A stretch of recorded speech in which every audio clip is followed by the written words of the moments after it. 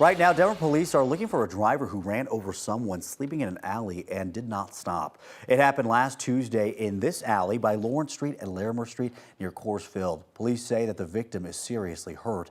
They don't have a description of the car or the driver, and if you have any information, you are asked to call Crime Stoppers. That number is 720-913-7867. Right now, books are disappearing in several cities around the metro area. They're vanishing from so-called little free libraries. I mean, I don't have an endless supply of books to put in there. So, if you want them, why don't you put them out here? That's Lacey Allure confronting a woman who cleared out her little free library in Westminster last week. Kate Schneider says someone took all of the books from the one in her front yard in Wheat Ridge, too. I guess I'm a little naive. I had no clue that this was something people did. I'm not sure if whoever's doing this is coming from a place of desperation or if they really are having a lot of success with stealing and reselling books. Wheat Ridge police say it's unclear if this is actually a crime since the person is setting the expectation that the books are meant to be taken. Schneider's now working to prevent books from being taken in large numbers by blacking out the barcodes and writing that they're not for resale on the front pages. The old Bandimere Speedway along the Hogback in Jefferson County is being redeveloped into a lot for wrecked cars. The new owners want Morrison to annex the land into the town. The land is set to be purchased by Copart, which sells used or salvaged vehicles. All but 20 acres of the property is currently in unincorporated Jefferson County without access to water or sewer lines. In their application and community town halls, Copart says the new business will create less noise and traffic than Bandimere, and annexing the land, will increase Morrison's tax revenue.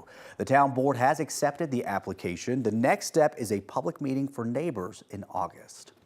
After kicking off a next campaign to convince Coloradans to adopt and practice zipper merging, CDOT is backing the practice up. CDOT now has newly updated road signs on I-225 and I-70. It says, zipper merge, it's legal and encouraged. It's encouraging drivers to alternate merging at the lane closure point instead of backing up traffic by attempting to merge lanes early.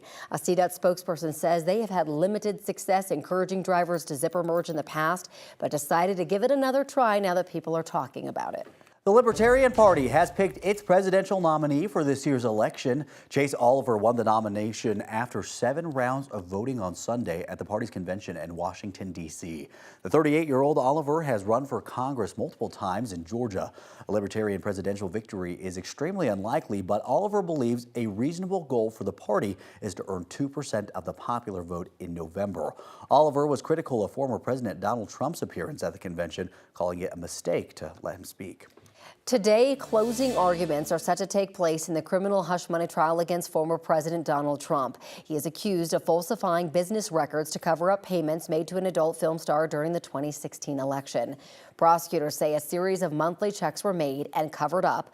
Money they say went to Stormy Daniels, so she wouldn't go public about an alleged affair just weeks before the election. Tomorrow, the judge expects to give the jury its instructions, and then deliberations will begin. New this morning, Spain has formally recognized a Palestinian state. It is a move that will likely strengthen international support for the Palestinian cause, but strain relations with Israel even more. This comes as Ireland and Norway also plan to formally recognize the state this week. New this morning, having tattoos could increase a person's risk of developing lymphoma. Swedish researchers analyzed more than 11,000 participants. They found the risk of developing lymphoma was 21% higher among those who were tattooed. Researchers say they will now examine whether there is a link between tattoos and other forms of cancer and inflammatory diseases. Cleanup efforts are underway in Texas after the state was hit by severe storms over the weekend. Officials say 7 people died due to weather-related incidents, including falling trees. Officials are working to determine if a tornado touched down in Denton County, where the majority of damage occurred due to downed trees. Well, we are heading into mosquito season, and it is not looking good. Remember how bad it got last summer? It was one of the worst years in Colorado's history for West Nile virus, with more than 600 infections and 50 deaths. Now, news reporter Brianna Clark joins us live in studio. And Brianna, doctors say they are bracing for another spike, and the symptoms of West Nile can be different for each person. Right, and that includes no symptoms at all, which is the case for about 80% of people infected. The other 20% who get sick report feeling tired. They may have other symptoms like a fever, headache, joint pain, a rash, maybe stomach issues. Those are the more common ones.